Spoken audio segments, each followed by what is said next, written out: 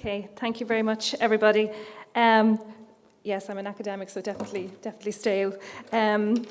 So I want to just start by making a couple of remarks, and I think this is a very significant year in terms of gender in Ireland for a couple of reasons.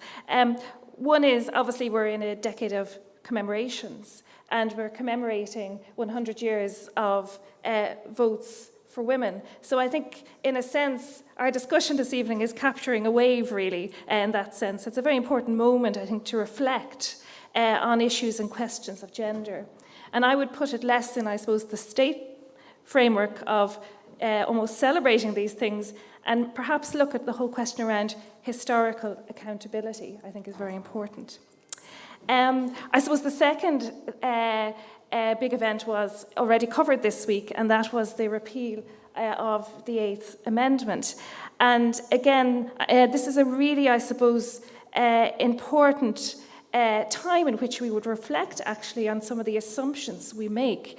I know Teresa Reedy, I think, was invited to be here. She's in Australia. But she made a very important point that the public discourse is often out of step with what's actually happening in people's lives. It suggested that the Irish electorate was actually pro-choice for a lot longer than any of the media or the academics or whoever else actually believed. So that's why I think it's very important to have these debates.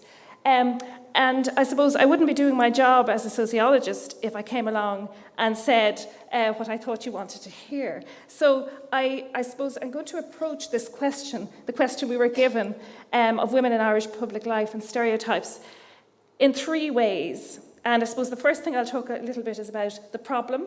The second is the impact. And then I'll maybe talk about some of the solutions.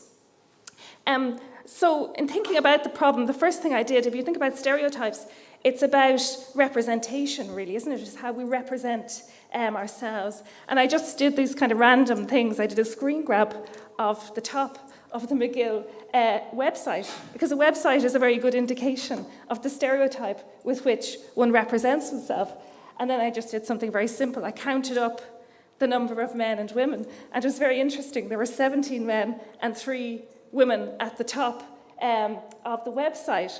So I think a good step, I suppose, is to kind of reflect for all of us. Universities, indeed, are no different. Is the way in which we represent ourselves in the public discourse.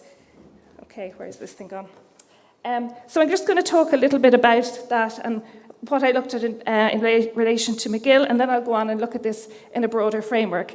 Again, I looked at the section on the cultural programme, and as you can see, all the poets and writers that are mentioned are men.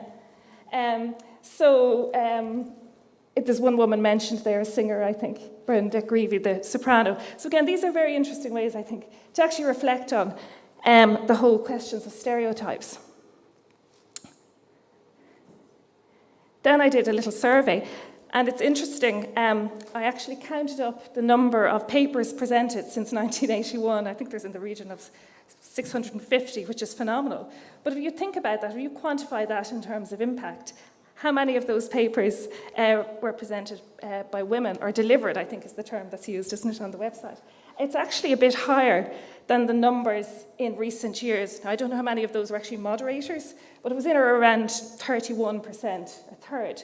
But if you look then at the last 2 years, in or around 75%, I looked at 2016 and 17, and 75% of the papers delivered were by men. So clearly there is an issue here. Of course, this year there's 40%. So again, this is very significant. But I suppose the question I want to ask is, if MacGill can reverse a trend so quickly, what else can be done about the much wider issue of women's unequal participation in the Irish public sphere? Why do some events and organisations achieve parity when others don't?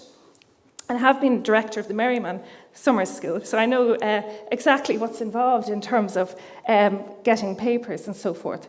So again, this year we have 39 men and 27 women, and that's after what we call positive action. So the problem Okay, well, the problem, it's not a very academic word, but the problem is manners, okay? And I use the term manners everywhere. And this is a wider structural issue and problem. Now, of course, our most well-known manel in Ireland is the Catholic Church. I didn't put up the 7 presidents of our universities in case that got me into trouble. But as you know, there's never been a female president of an Irish university. So I'm not just talking about an imbalance in panels, I'm talking about 100% manels. And again, you've seen Twitter feeds like Academic Manel Watch, etc., and they are actually everywhere. Once you start looking, you see them everywhere. Again, this very famous one with CNN, I don't know if you can see that one. This was after that huge women's march in Washington, and the one on the left with the woman in the middle. And after that, the subject of the conversation was actually reproductive rights. Again, I love this one of Mary Robinson. She is the President of Ireland, but of course, she's surrounded by a manel. So manels exist. Historically, they were legal in the sense that you had all male, which Anne has covered in her documentaries, all male juries, for instance, were legal. Again, if you think of Parliament celebrating votes for women, women didn't even have the vote, never mind the right to sit in Parliament. And again, we're seeing Constance Markievicz being commemorated currently in the House of Commons. She's probably turning in her grave, but that's a separate issue. So statistically today, manels continue to exist and are prevalent in almost every area of Irish public life. The media, religion, academia, politics, etc. And I was thinking about what you were saying, and when I was promoted to senior lecturer, I was the first in UCC about 15 years ago when I was there. I was the first woman in my department ever to be promoted to senior lecturer in over 50 years. There was no woman promoted. Again, I'm director of a research institute at my university, but I'm the only one. The other 7 are men. So again, we might, we're not always very conscious of, I suppose, the gendered frameworks in which we work in. Likewise, Anne, I think it's very important when one does apparently break through the glass ceiling. It's very important, I suppose, to use that metaphor of not pulling the ladder up after you.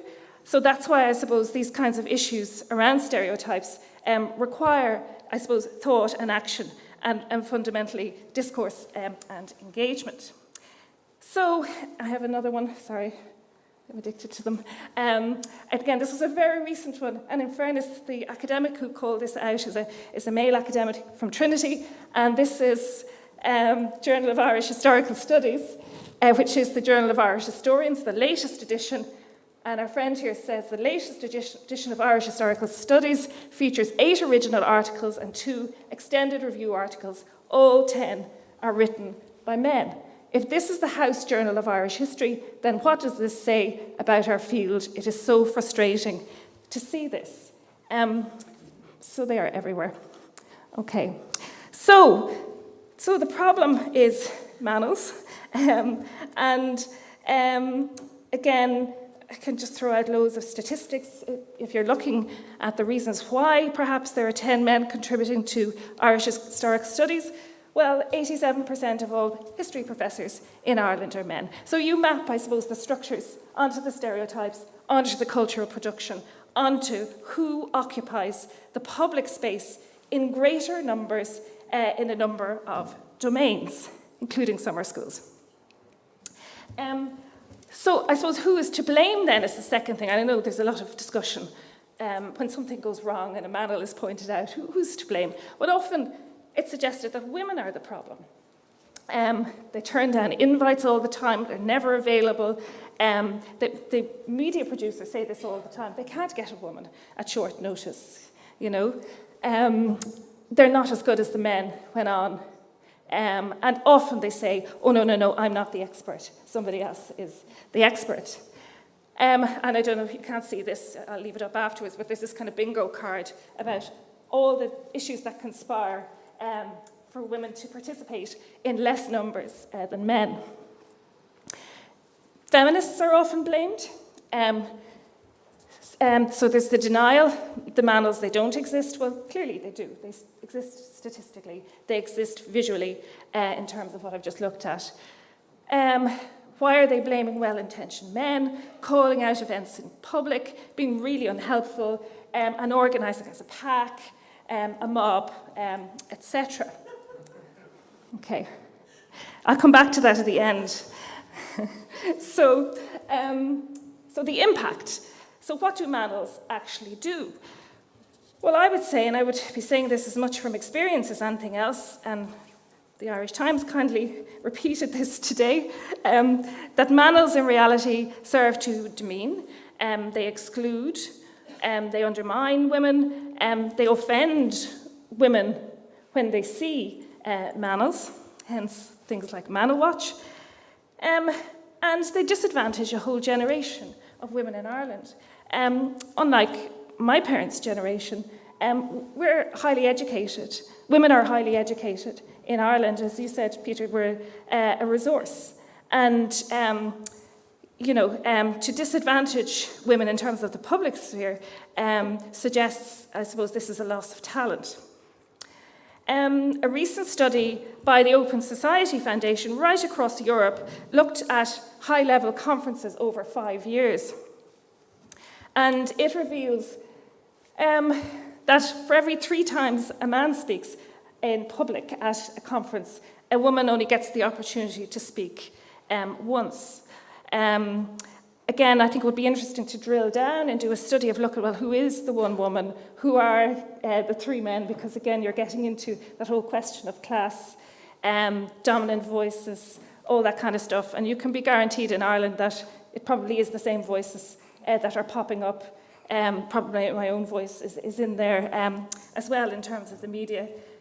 So the dominance of male presenters and speakers has major implications for women because of the impact on key policies and decision-making events dictated, such as MacGill is a very influential event. You know, it has politicians, the media, etc. Conference and summer school organisers and media outlets are gatekeepers who make decisions about who will have the opportunity to share their views with policymakers, journalists, business leaders, etc. So in terms of, just in terms then of, I suppose, the solutions then, which is the third piece. Okay, society in general needs more robust, gender-sensitive social and economic policies to, first of all, create the conditions for greater participation of women in the public sphere. We talked, earlier I mentioned those kinds of supports. So things like, for instance, what Senator Ivana Bacik called the 4 Cs, cash, confidence, childcare and culture, all remain necessary. And that's through a whole plethora of social policies. Likewise, many women don't possess what we might call the social capital or clout or influence to participate in such events. And this is why it's very important for panel organisers, for television and radio producers to rely on experts beyond elite institutions and the usual suspects if participation in the public sphere is to be widened in Ireland. And just to finish off, I just want to mention something else about this week in terms of fairness and discrimination, Peter. It was also a very significant week for women in academia, where the 4 women in NUI Galway, I don't know if they won their case, but certainly there was a settlement. We're not allowed to say, use the D word, discrimination. But 9 years ago, 16 senior lecturers were promoted in Galway. One of those was a woman. 4 years later, Micheline Sheehy Skeffington took her case. she donated the 70,000 from her settlement back into supporting 4 other women. And I think I just wanted to say it's very important and significant that is one manel of 15 men and 1 woman that was reversed this week. So thank you very much for listening.